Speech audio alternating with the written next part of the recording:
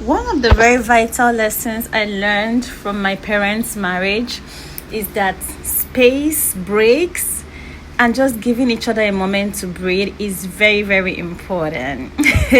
So I woke up yesterday and I pulled my glass of honey. I love to drink honey. Honey is good, for your health. It detoxifies you. It helps with the skin. You can't get high on honey. There is no overdose. Nothing. But then I realized that I've been taking honey for a while, and like 2 weeks ago, I just couldn't get it past my throat. It was choking me. I couldn't stand, even bringing it close to my face. There was just something about it that just wouldn't pass. I didn't know what was going on. And this is something I love. It's one of my health, regimen. Why couldn't I stand honey anymore? So I decided to keep it, and see what happens. I was even wondering maybe if it's my period, if my hormones are, but it wasn't my hormones. It was just something about the honey itself. I mean, I eat honey with anything. I can even pour it in my protein drinks, do it with my tea, put it in my food, but it just wasn't working. So I kept it. And 2 weeks had passed, and I just woke up yesterday and grabbed it, and immediately I put it in my mouth. The way it went down, like melted from the tip of my tongue to my throat. I felt it right into my stomach. I was so excited. It felt so good. I mean, and then it hit me. Wait, this was something that my parents were missing in their marriage. Now, don't get me wrong. My parents' love story was one of childhood sweethearts. They went to the same secondary school, they saw each other, and because they looked alike, my father started claiming that my mom was his younger sister. It's a very funny love story.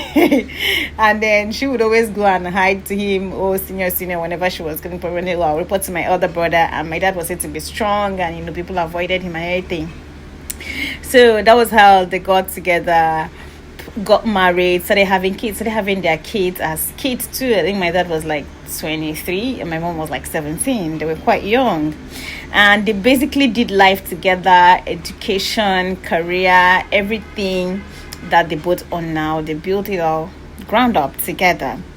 But somehow in this union, one thing was constant: they always fight. My parents fight a lot. And it gets intense, it gets passionate and all that, But one thing has always remained constant. No matter how much they fight, they would never leave each other. They would never separate. It's just not working. It's just not gonna happen. Like, a lot of people have told my dad, oh, divorce that woman. Other people have told my mom, oh, leave that man.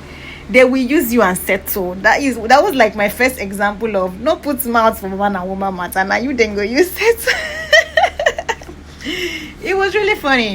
And at the same time, wherever my dad was going, he would carry my mom along. They would leave us as kids in the house with my cousins, my aunties, my uncles, and be traveling across the country, across West Africa with the two of them. The man was thinking of his wife. The wife was thinking about her husband alone. As a teenager, I always felt like, oh, my parents were so in love. That was when I started reading all them, Mills and Boom and the rest. I started like knowing what love was about.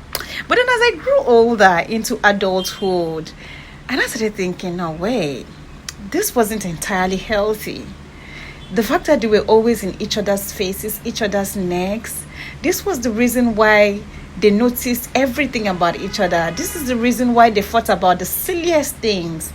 Because their fights were not from incompatibility, but from the most stupid things that you can think of. The littlest, like the most inconsequential things. Like the things that as a girlfriend and boyfriend, you would even like hiss and overlook. People in over 20-something years of marriage were fighting over. Am I saying they're going to be 43 in marriage this year, and they still have those silly arguments? I'm not even capping.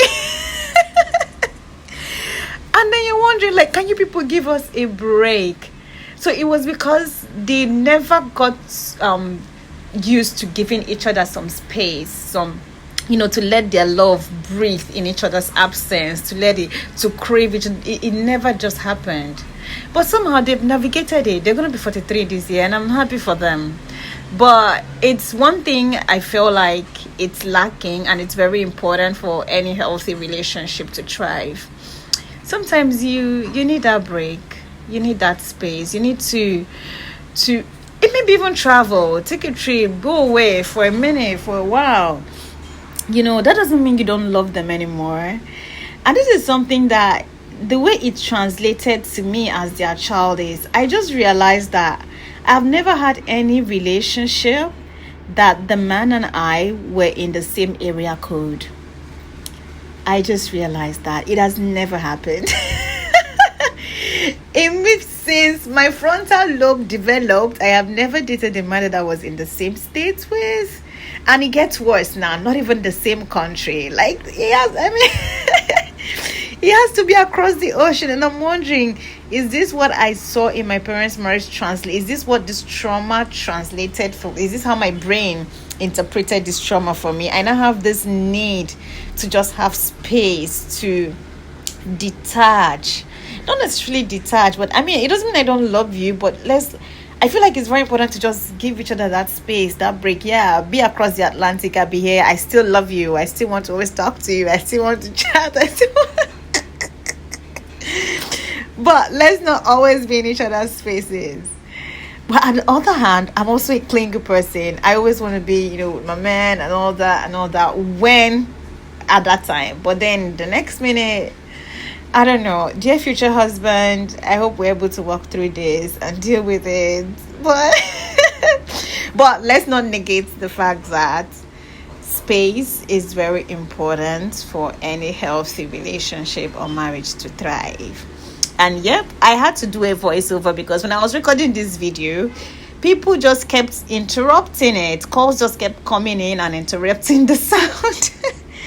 interrupting, and I got super pissed. I almost changed my mind from posting it, but hey, the show must go on, right? No matter the interruptions. So tell me what you guys think. Am I speaking from the point of view of a single Pringle, or those of you in marriage?